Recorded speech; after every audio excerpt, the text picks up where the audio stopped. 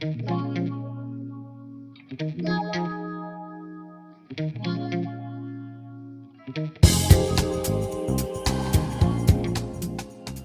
fisioteràpia està vivint un moment històric a Catalunya. Poder formar part de l'equip de professionals d'atenció primària és alhora un gran repte. Els fisioterapeutes són professionals de la salut, professionals de la funcionalitat, professionals del moviment. Tot i que històricament se'ns ha vinculat a la teràpia manual, al massatge, a les lesions musculoesquelètiques, al món de l'esport, que també un fisioterapeuta pot contribuir en totes les etapes vitals d'una persona, des de la infantesa, l'edat adulta o edat més avançada. Les dues eines més potents que tenim i que portarem dins l'equip interdisciplinar en atenció primària són l'exercici físic terapèutic i l'educació. L'educació en estils de vida saludables. Estem preparats, amb moltes ganes, el camí és apassionant.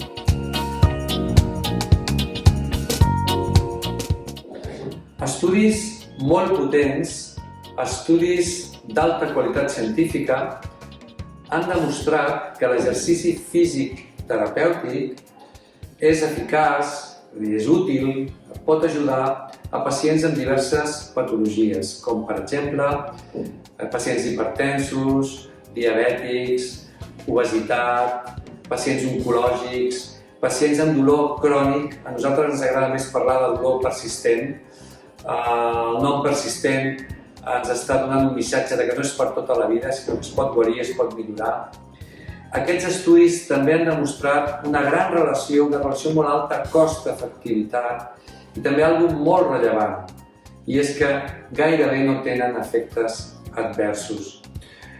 Els fisioterapeutes volem aportar tot aquest coneixement dins de l'equip d'atenció primària, tot aquest coneixement per millorar la salut de la comunitat, i estem preparats per treballar en equip amb els nostres companys, les metgesses, les infermeres, les nutricionistes, el personal professional de benestar emocional, personal d'administració i servei.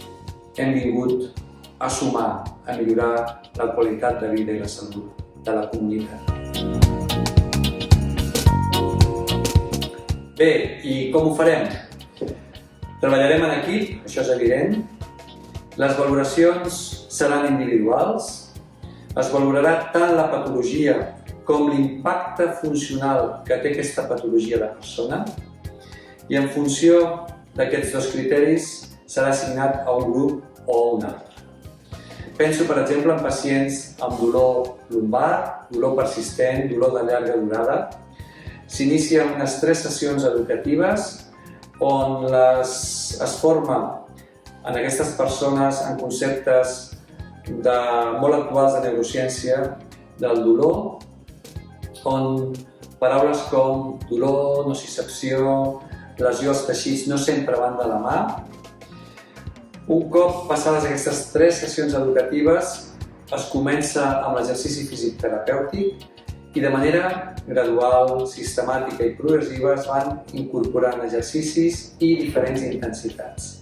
L'objectiu és que un cop finalitzades aquestes sessions al CAP, el pacient continuï fent activitat física fora de les nostres instal·lacions. Per això és molt important l'adherència, fer servir els recursos que ja tenim a la comunitat, i que aquests canvis, aquestes actituds, aquests coneixements que ha adquirit la nostra persona continuïn més enllà. És a dir, tenim un gran repte, un repte apassionant de ser motors de canvi en les actituds i en les maneres de introduir l'activitat física, l'exercici dins de la vida d'aquestes persones. Fer canvis potents a la comunitat.